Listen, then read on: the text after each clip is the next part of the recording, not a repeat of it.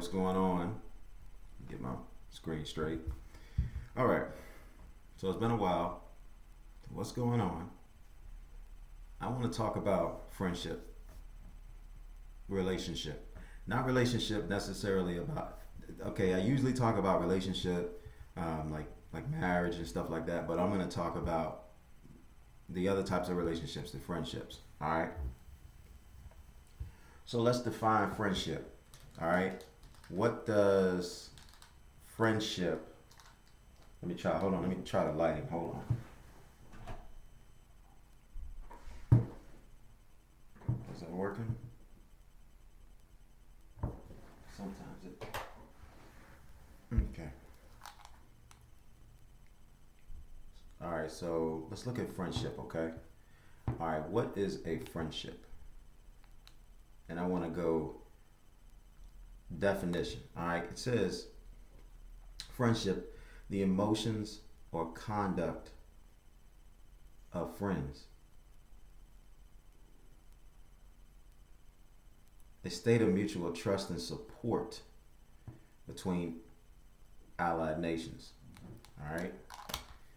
So let's look at the original definition of friendship. It says the emotions or conduct of friends. Now, how many people in your life that you have friendships with that show no emotions for you? You know, friends that say they're friends, but they don't really care about how you're doing. They don't, when you're going through something, they don't know you're going through something because they're not checking with you for going through something.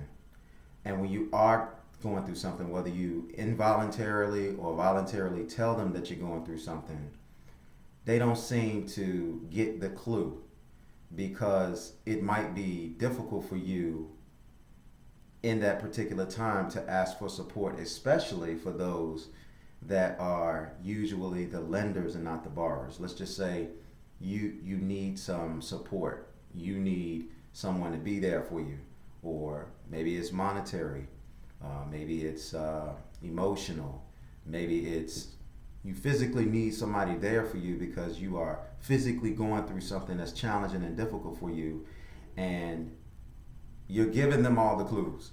All right. Now I know some people will say, shoot straight from the hip. Go ahead and tell them how it is. But I can tell you that if you're not used to asking for something, it is not going to be easy for you to ask for it. And it may be easy for you to ask for it the first time, but if the person doesn't help you when you ask for help, and it's going to make it difficult for you to ask again, because rejection will make somebody close up.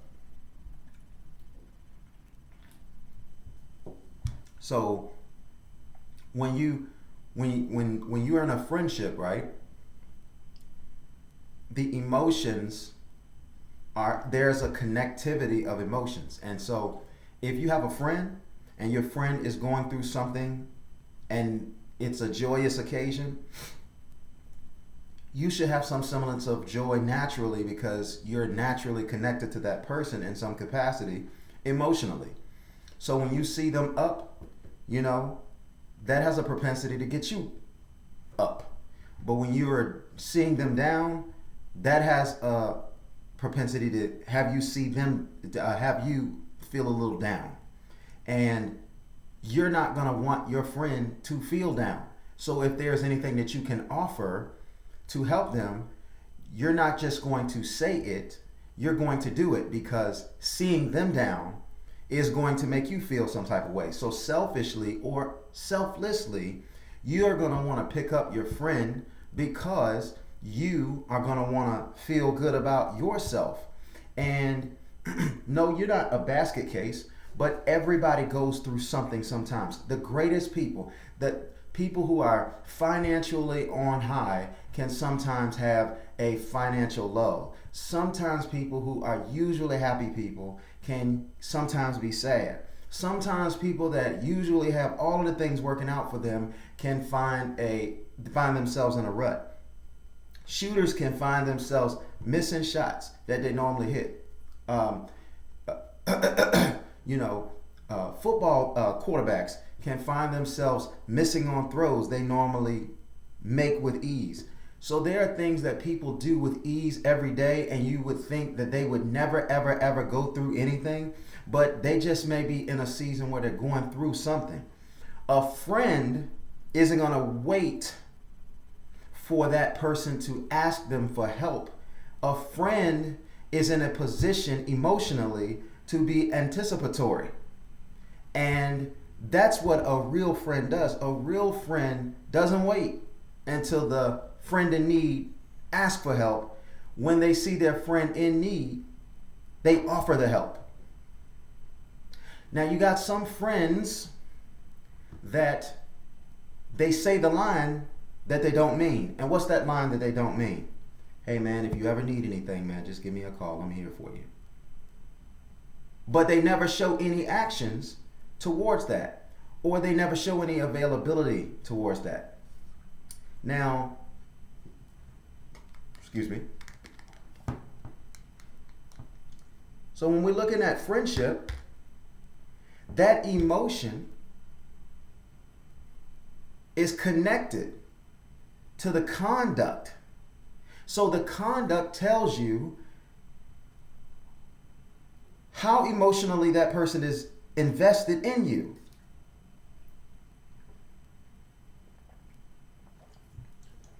I don't know you. I'm not emotionally connected to you. Whenever you have a need, I don't have any kind of conduct towards you.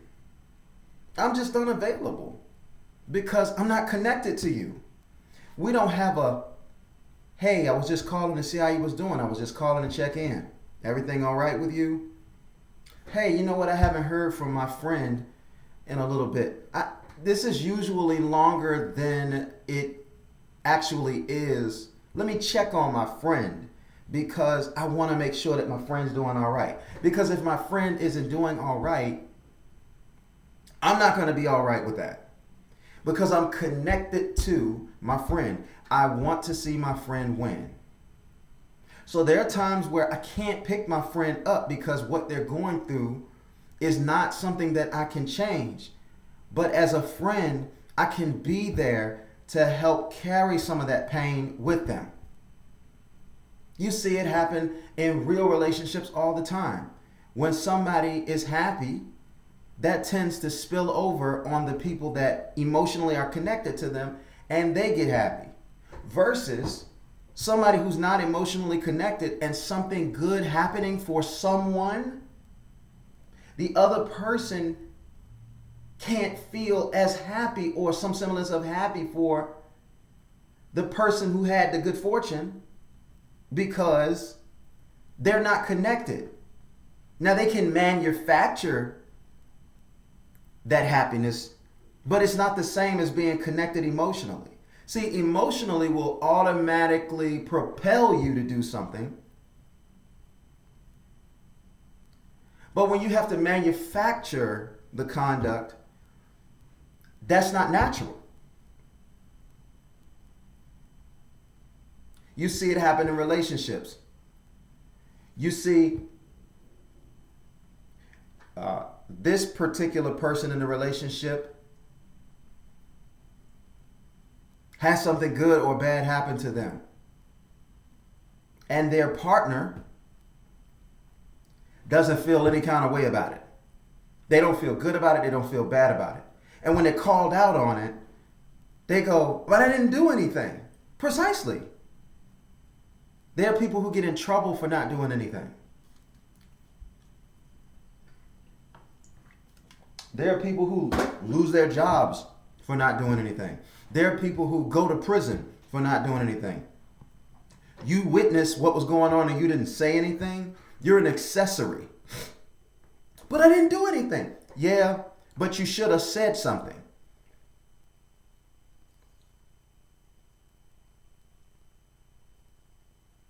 People want the credit for not doing something, but not doing something is sometimes doing something. I'm not going to choose sides. Yeah, well, you have to. You have to stand with right or you have to stand with wrong. Anyway, so the conduct is the reaction to the emotions that are connected or not connected. So when we're talking about friendship, the state of being friends, it's a relationship. That means it goes both ways. It goes backwards and forward. It's a two-way street. Friendship is a type of relationship that has give and it has take. So a lot of these, I would say 75% of all friendships are not friendships. Now, I don't have any statistics on that, but just in my 42 years of experience, a lot of people who think such and such and such is their friend is not their friend. The attachment is the convenience. I better hold on to this person over here because they might blow. And when they blow, I want to be there so I can reap some benefits. I'll say all of the things I'll manufacture the things to say to them to let them know that I'm there. But I'm really not there. And they're not going to sit back and think about emotionally how we're not connected because they're going to take what I'm saying at face value. And hopefully that gets me across the finish line. Now, if they don't turn into something and things don't blow for them, it's all good because I'm not investing anything in them. Me saying things to them is not me investing into them.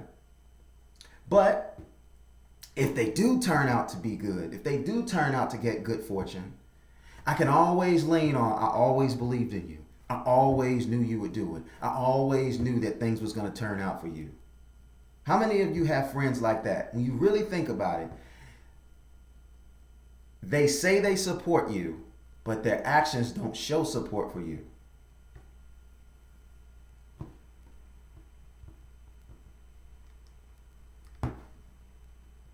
Yeah. It also goes and it says state of mutual trust and support.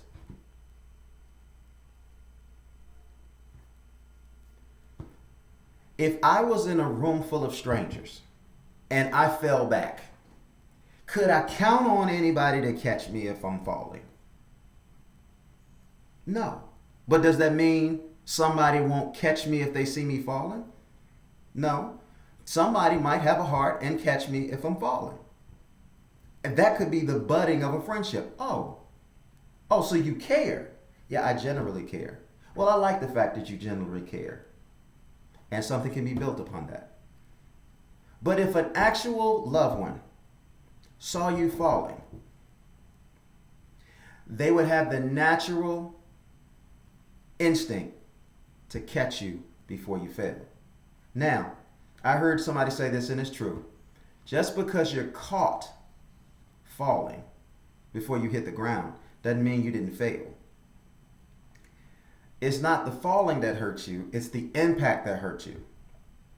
So when somebody sees you going through something and they look down the line and see the asphalt of your fall, in split second they say, I don't want this person who's my friend, whom I care about, whom I love, I don't want them to hit the ground, because if they hit the ground, the consequences is not what I want to see for them. Let me step up and let me do something for them. But you have people who call themselves friends. Some of them are family and anywhere in between. But they posture themselves as in a position to care about you, will see you falling and will let you hit the asphalt. How is that a friend? How is that somebody that loves you or cares about you? So some of them will say, and I'll take it a step even further. Some of them will say to themselves, I cannot see that person falling. So here's what I'll do. I'll make sure I'm not around to be in a position to have to make the choice to catch them, because I don't want to catch anybody. See, that's somebody who manufactures care about you. That's somebody who manufactures the position of friendship with you. They're not really friends. And some people don't want to be friends to people that ever need them. They are okay being friends with people that never need them. Yeah, that's good. Man, this person's got it all together. This person will never need me.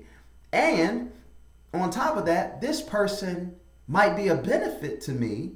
So I'm definitely going to be friends with that person. So yeah, I'm going to be friends with that particular person because that particular person is always the lender and not the borrower. So I'm going to be in a position. So hey, if anything happens to me, then I can go to them and I can get something from them. And they call that friendship.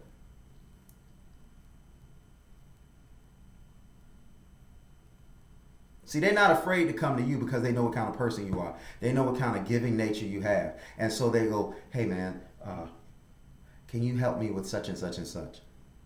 And you go, yeah man, sure. Man, I appreciate it. Thank you so much. Man, that's what friends are for. And that's how it goes, right? But the minute that the roles are get reversed, they're nowhere around to be found. And that's intentional because when it comes up, hey, I was going through something and I reached out to you and I couldn't get a hold of you. Hey man, it goes like the response goes like this. Hey man, look, I'm sorry man. Had I known you needed me, I definitely would have been there. But I had things that I was dealing with. That's why I wasn't around and wasn't available. But there is no way impossible that I knew that I would know that you needed me and I wouldn't be there for you. And they have a skill at making sure they are absentee in the most devastating times of need. They can see from afar when you're about to go through something and then they start backing up. And it's so subtle you never notice it. And some of us have experienced not recognizing those signs right away, not recognizing those signs a year into the relationship that you have, 2 years, 5 years, 10 years. I had a friend that I was friends with for 15 years. And it didn't dawn on me. It didn't dawn to me that I was the one that was there, but that person wasn't the one there for me. It was always an excuse. It was always a reason. And better than that, it wasn't even always an excuse or a reason. It was just all of a sudden, ironically, the unavailability.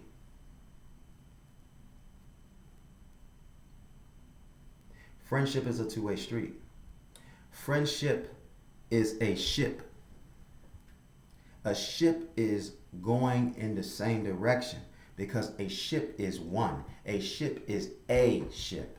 You ever seen a ship go into two different directions? No, of course not, because it was split and it would sink.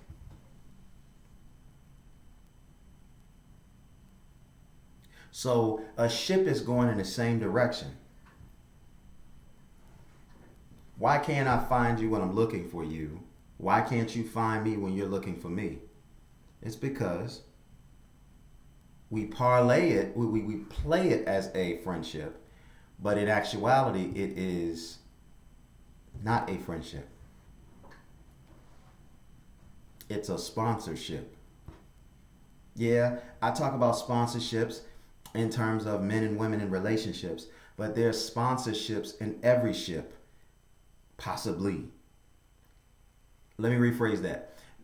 Some of these friendships and relationships that we have with people, they're not what they're titled to be. They're actually just sponsorships. Now, what is a sponsorship? I want to be clear. I want the core definition. All right. So a sponsorship is the position of being a sponsor. Financial support received from a sponsor. Okay? The position or function of a person or a group who vouches for, supports, advises, or helps fund another person or an organization or a product. Now, funding doesn't necessarily have to be with cash. Funding can be with emotional support too. Funding can be with spiritual support too. And if it's a one-way deal, because a sponsor gives and not receives. So yes, in relationships, if it's actually a sponsorship, then it's one person doing all of the giving and it's another person doing all of the taking. And the sponsor, and there's nothing wrong with a sponsorship if the sponsorship is understood that it's a sponsorship. This athlete is sponsored by this particular company. So the company sponsors the athlete because the athlete will allow visibility, notoriety, and will bring sales into the company that's sponsoring him or her. And the company reaps its rewards from the bottom line that they get.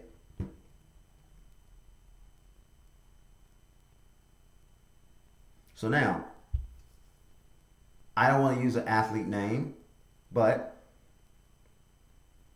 you can think of an athlete who is sponsored by a particular company, and the company sponsors the athlete because the company understands that athlete garners visibility, that athlete has influence. So if that athlete is saying, hey, try this product from that company, that the followers of that athlete is going to try that product. And if it's a good product, then the people who try that product will not only buy it, but they will be repeat customers. So long after the sponsorship is over, the athlete brought the awareness and the initiation, and the good name and the good product kept them coming back. So when we try to look at relationships where it's sponsorship, it's dicey because oh no, it's not dicey. Let's say escort services. Why do a man pay for an escort? Let's just say he's going to a great business dinner or he's going to a great business function and he doesn't have a wife. And so he pays for an escort to go with him. The escort makes him look good. The escort brings great favor and attention to him.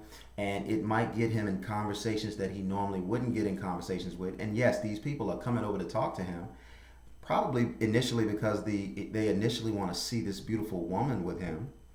But when that gives him an opportunity to talk about what it is that he wants to talk about business-wise.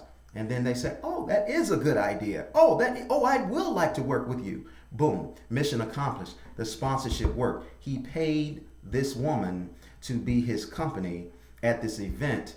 And in turn, her beauty brought in the type of people that he wouldn't have been able to attract himself, making conversation starters easy for him. He's not emotionally connected to that woman. So even though these men will disregard him and talk to these women and talk to his escort, he doesn't really care because he's not emotionally attached to her. It's a working relationship. But the difference in that relationship and the sponsorships that 75% of these friendships are, 75% of these relationships is they have an understanding. The two of them have an understanding that it's a sponsorship and they both know what they're getting out of it. A lot of times people come under the guise of a friendship, the guise of a relationship, and they don't know that it's actually a sponsorship. And you just got to watch. You got to watch for the emotional connection and the conduct. You don't, as a friend, you don't have to ask your friend when you need help. Your friend should be in touch with you well enough to know when you're in trouble, and they will offer the help. So you shouldn't be asking your friends for help. And everybody needs help. You might not need help ever spiritually from that person. You might not need help ever emotionally from that person. You might not need help ever financially from that person. But somewhere, somehow, one day you're going to need help. And the last thing that you want to do is have to ask for what obviously is going on. Yeah, and again, going back to it, a lot of you will say, well, listen, you need to be upfront and you need to tell that person what you need. Okay, you can take that path. Be ready for the abrupt result and the abrupt business that you need to stand on. And that is this. If I'm in trouble and I call on, and I've always been there for you, and I call on you and I need you, and you shun me and you do not help me, or you do not seem to care about helping me, then I need to stand on business and I need to cut you off, because you're not a friend. Especially if I know that what I'm asking of you, you can do, but you just won't do it. I had a friend that I knew for years like that, and I was going through something and I needed someone to talk to. And I picked up the phone to talk to this person, and this person was joking on the phone with me. This person was not taking me serious. This person did not want to give me any kind of ear, let alone advice. And I called this person out on it, and I said, all these years, I've listened to you, I've been there for you, I've helped you, and I've spent time with you. And now the roles are finally reversed, and I need you, and you act like this, man, lose my number. Are you ready to stand on business like that? Because in relationships too, you got to stand on business. See, some of you took your vows. I know I said I wasn't going to talk about relationship, but here we are. Some of you took vows with someone. Do you remember those vows? Were they the standard vows that was given, for better or for worse, for richer or for poorer, for sickness and in health, till death do us part? Were those are the standard vows? Well, if they were the standard vows that you took, and you look and you don't see that those things are present, some or all of those things aren't present in the relationship, you got to stand on business, because that was the covenant vow. And if those things aren't being done, when the opportunity presents itself, you have to stand on business to say, if you're not doing what you promised to do, then the contract is voided. See, some of you get caught up in the religion of saying, well, I married this person, I have to stick with this person for the rest of my life. Okay. But I'm telling you right now, staying with somebody for the rest of your life is only going to truly work if you uphold what you say you were going to uphold to them. And if you want to deviate from that or change it, then you sit down and you discuss it, and then you maybe renew your vows or you walk away from the situation. But you don't break the covenant of your promise. You promise to be there, be there. If you promise to be there for better or for worse, be there. Now, some of you have gone a step further, and you said, oh, well, I want to write my own vows. Okay. That's additional promises that you have to keep. And I'm not saying anything wrong with additional promises that you have to keep. I'm just saying you have to stand on business and keep them. But in friendship or relationships or business partnerships, if the person you need to be clear about what that person is there to do. And you need to uphold them to doing what they're there to do. And don't be guilt tripped if you walk away from that situation because they didn't stand on their business. Because that a lot of times, I thought you was going to be with me forever. I thought that you was going to do this. And you said you was going to do this. I didn't make you say you was going to do. I didn't make you say you would do this or you would do that. But you said it. And because you said it and you're not doing it, I'm trying to figure out why you're not doing it. I made you aware that you're not doing it, and you still aren't doing it. So from an emotional standpoint, you're disconnected from me. You don't care. So why should I care about this covenant? Why should I care about this friendship? Why should I care about this agreement that we made, this partnership that we made, if you don't care? For instance, a man and a woman's in a relationship.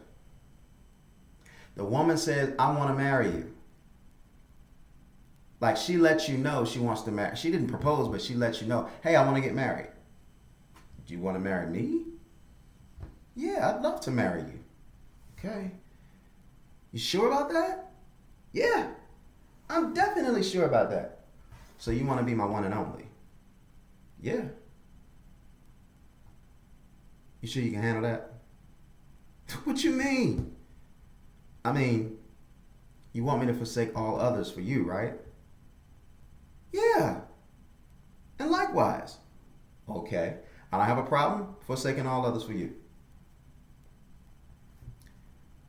But I need you to know, and we both need to understand, what we're giving up for one another. In particular, for me as a man, here's what I'm giving up. I'm giving up access to all my options for you. Now, I'm not saying I exercise all of my options, but I'm giving up all of my options for you.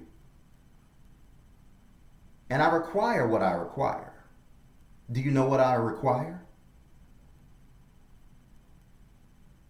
I require the availability of companionship, mentally, physically, and spiritually, without fail. You gonna do that? What you mean? I mean, I have a high sex drive. I may want it 2, 3, 4 times a day. Are you gonna make yourself available for me to do that? Yeah, I'll make myself available. Okay? Because in the past, I've always had the option of, if I wanted to have sex, I could have sex. Albeit it might not be with the same person, but I could have sex with anybody that I wanted, whenever I wanted to. When I got with you, it was just you. But I'm going to let you know, it ain't really cool that quite often, when I want to have sex, you don't want to, we don't. So you have shown me that part. Why should I expect it to be any different? Well, you don't need to have sex as much as you want to have sex. Da, da, da, da. Do I tell you the things that are important to you shouldn't be important to you? You're a woman and I'm a man. We're built different. What I need may not be what you need, but it doesn't change that I need it. That's the type of example of a real conversation that you're supposed to have with someone. The second thing is, when it comes to marriage, it is one reason only that a man would want to get married to a woman, and that is stability. And let's just be honest. The judicial system and society themselves rob a man of the security of stability. It's not a law in the land that says once you get married, you have to stay married. Because that would give insurance to a man. Or unless there's rape, or unless there is conduct detrimental and can be proven unequivocally, there will be no divorce. But that's not the case. You can be doing everything right in a relationship, and if a woman doesn't want to be with you anymore, she can just holler irreconcilable differences. Don't have to be specific about anything. Give me an explanation of what you mean by irreconcilable differences. No, they're not even asked that. You could be doing right, you could be providing, you could be protecting, you can be nurturing to her, you can take her here, take her there, this, that, and the other, whatever the case may be. And if she sees another man and she wants to be with another man, she can go out there and she can cheat on you and develop feelings and chemistry and relationship with this new man and decide, you know what, I would rather be with this new man because I feel like the grass is greener on this side. So she can go downtown and she can file for divorce, and then she can take half of everything that you worked for, and she can take the kids, and she can take herself and get out of your life, and it can turn a man's life upside down. So really and truthfully, because we have that, and maybe ladies, if you feel like men don't want to get married or whatever the case may be, maybe you should fight for these rights for men, like men fight for rights for women, because the rights that women have today compared to 50, 60 years ago, they have them because men made it possible. You think a bunch of women standing up, screaming, hollering, ranting, and raving is getting it done? No. The only thing that the people who are in power positions in this world, even to this day, are predominantly men. So if men didn't want women to have these rights and these benefits, then men could say no. And there'd be an attitude, but that's what it is. There's an example of a girl in the WNBA saying, we should get paid what the NBA players get paid. We should get the same share. And it was crazy because what it turned out to be is, in terms of shares, women get paid more. That's ridiculous. The average income is like $100 and some thousand for a WNBA player, and about $9 million for NBA players. Okay, but we're talking about getting shares, all right? So you can't give more than you have, right? So when we add up the revenue for the WNBA and we add up the revenue for the NBA is getting much less in terms of the shares than the women are. So then what's the root problem? Well, the root problem for the WNBA is the support. So who's coming to the games? Who's coming to the games and who's buying the merchandise and things of that nature? And women outnumber men. And women are the consumers over men. So really and truthfully, the problem is, if women supported women in the WNBA, then they would make more money. And in essence, they would actually make more money than the men. But we want to deal with problems on the surface and we don't want to get to the root of them. So you may hate what I just said, but the fact of the matter is the fact of the matter. $60 million annually for the WNBA, and they're getting 2 times more than the males are, even though the males are getting billions of dollars. But what goes into that billions of dollars? The support. We're going to the NBA games. We're buying NBA League Pass. We're spreading the NBA all over the world. People are buying merchandise all over the world. Women can do that too. But women are choosing not to do that. So every time you look up at terms of the support for women, men are supporting women more than women are supporting women. That's a fact. You can be mad, but when you look in the stands, what do you see? You see a whole bunch of seats. And you can't say, oh, well, that's because it's more men in the world than it is women. No, it's more women in this world than men. And if that were the case, more men would be shopping on Amazon than women. More men would be going to these grocery stores and to these malls than women. But that's not the case. Women are shopping. Women are consuming. Women are the consumers. That's why everything is marketed and advertised to women and children. Highly emotional, emotional decision makers. But clearly, when it comes to supporting women, women aren't emotionally connected enough to other women to support other women. And a lot of times the things that women are fighting for work against men. And yet we still give it to them. And I'm all for giving women because they're human beings. They deserve things just like men deserve things. But let's not kid ourselves. Emotionally connected to what you need to be emotionally connected to is going to garner the natural support. So when we go full circle back to friendship, a lot of us have friendships and it ain't no emotional connections. I'm sorry, but a man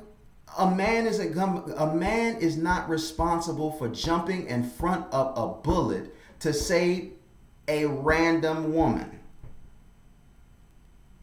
Even though y'all like to go under the moniker of men are supposed to provide and protect, we're supposed to provide and protect for our own.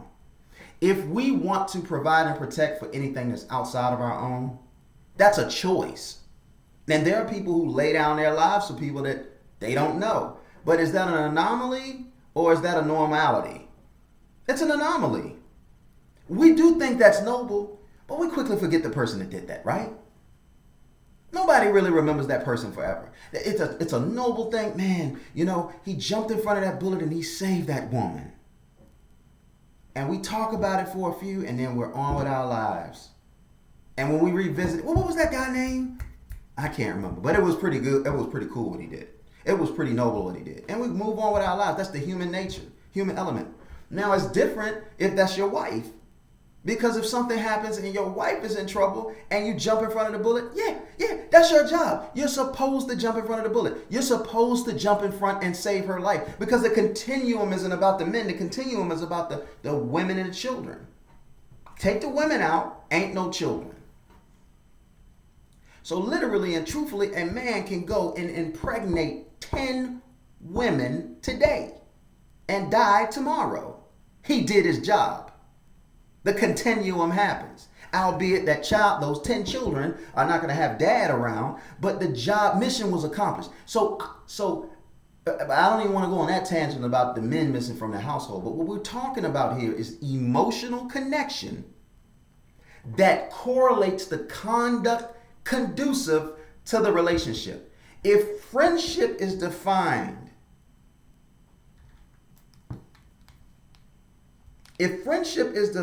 defined by mutual trust and support between two or more people, there has to be emotional connection involved. There are things I would never do for people that I say I would never do. But having kids, having a wife, I find myself doing them without thought. You say, oh, he did this for his wife. He is so brave. He is such a man. And I would say that might not have anything to do with it. That might just be the emotional connection to his wife and his children that compelled him to do that. That man didn't want to take a bullet. That man didn't want to not eat food but so they could eat food. That man didn't want to make sure that they had what they need and he went without. That man doesn't want to do that. But his emotional connection to them propelled him to do those things. So you need to examine the relationships in your life and see what comes natural for people. I know people in my life when I've been in trouble and I've needed money, they have been nowhere to be found. Or they are in vicinity for me and they won't get the clue. They'll make me ask for it. I've had people that I won't say, when I got sick and I was in the hospital, say to me, do you need me to come to the hospital? What kind of awkward position does that put me in? No, I don't need you to come. Yes, I need you to come. Either way, it's awkward for me. If I'm in the hospital and you care, get your hind parts up here to the hospital to come see me. If I've got to ask you, or I have to answer, should you come or should you not come, that's telling me you're not operating in the role that you have with me, because there is emotions lacking. It takes something deeper to happen for you to do it. That's why you see a lot of people, they don't come around each other until funerals and weddings. Because the emotion is so absentee. It's so faint. It takes something deep to register it. That's why you see somebody die, and then everybody comes together. Everybody's holding hands.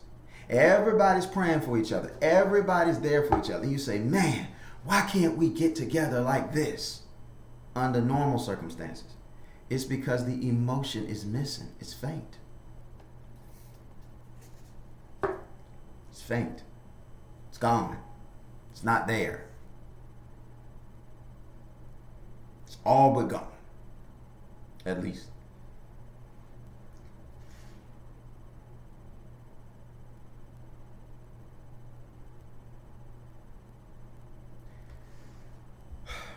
All right.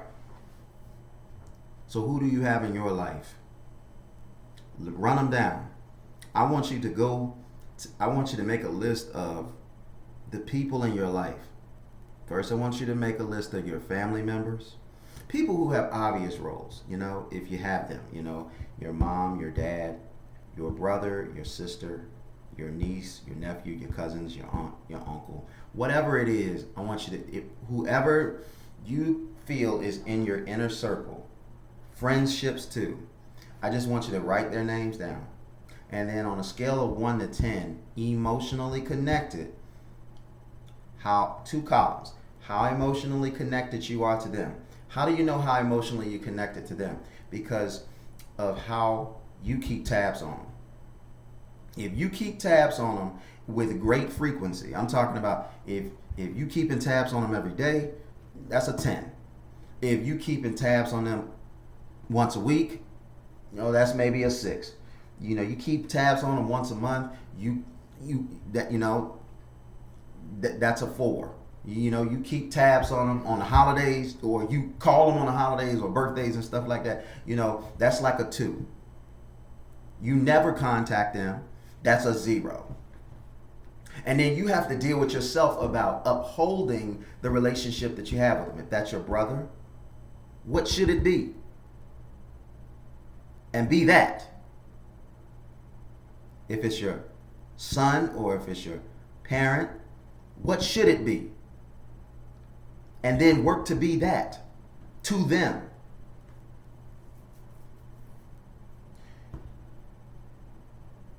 Your parent might not be as important as your sibling. So you may want to check on your parent more than you check on your sibling. But there is a level of checking on your sibling, and you need to uphold that. Then the second column, same thing on the reverse side. How often are they contacting you?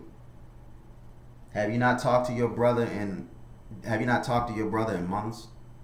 Do you only talk to your sister on holidays? Birthdays? Are these people only contacting you annually? Saying stuff like Happy New Year, Happy Birthday, Merry Christmas, Happy Halloween, some crap like that? That is not the live up to any of those relationships. Because that's 0. That's 0. That's standard.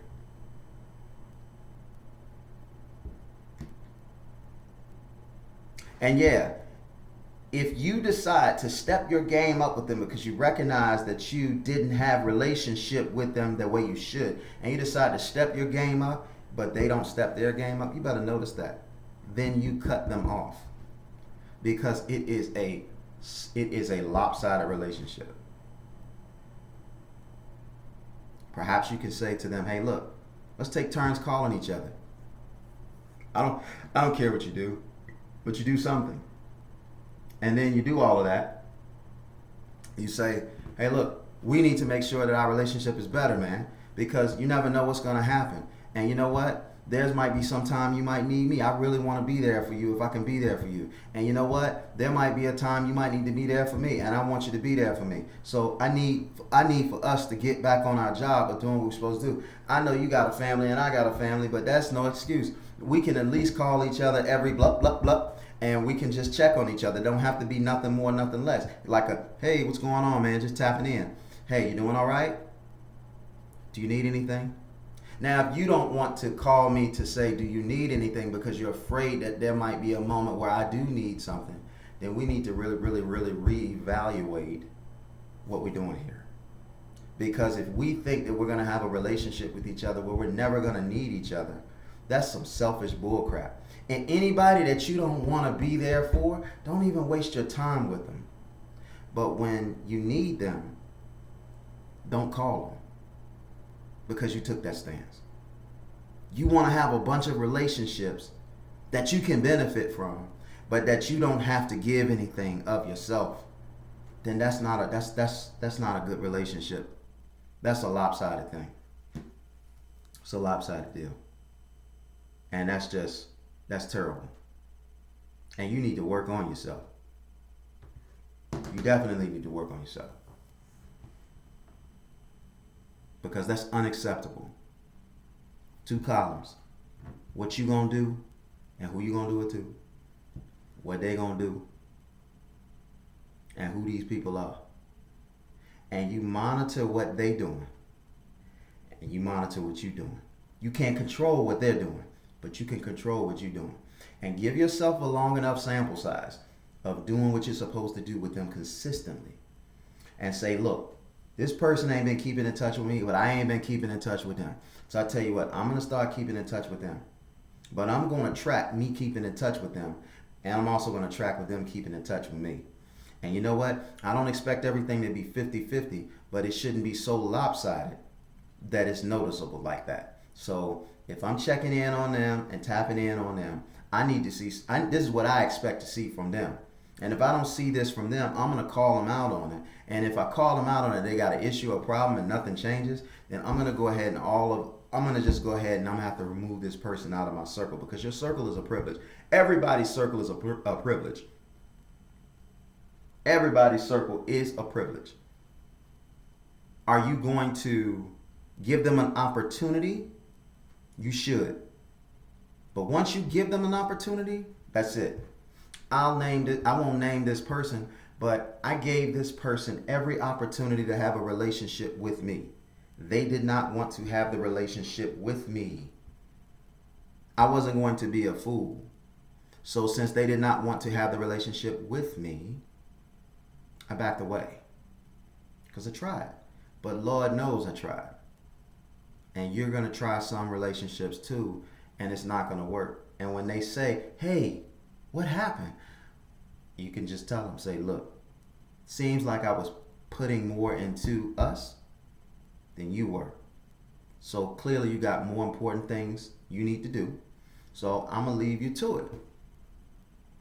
And I'm going to take that time of mine back, which is precious, and I'm going to go and put it somewhere else. And when they pick up the phone and they holler and they're going to call you, help me, you got to determine what you're going to do with that. I know what I'll do with that, but you got to determine what you're going to do with it. All right? So I'm just telling you right now, guys, we're in the times right now where every entity of power is against the people. We need unity.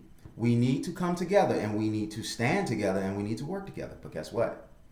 Everybody's on that independent kick, especially people that look like me.